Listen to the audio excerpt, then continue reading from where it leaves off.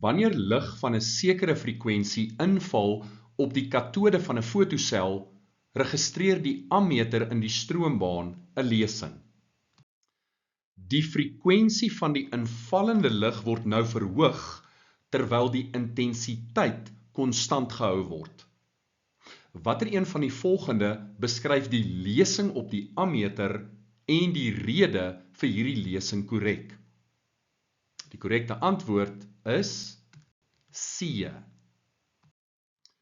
Dis belangrik om daarop te let dat in ons bestaande scenario is daar reeds 'n lesing op die ammeter.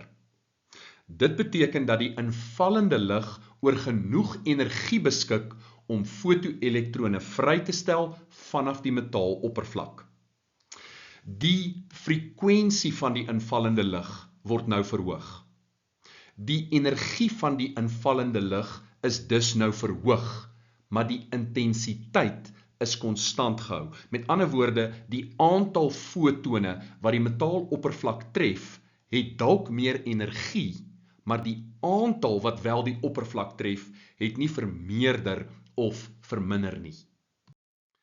As die intensiteit konstant gehou word, weet jy die ammeterlesing moet dieselfde bly.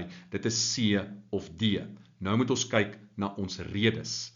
Die korrekte rede is dat die getal fotoelektrone wat op die eind van die dag vrygestel word, dieselfde bly.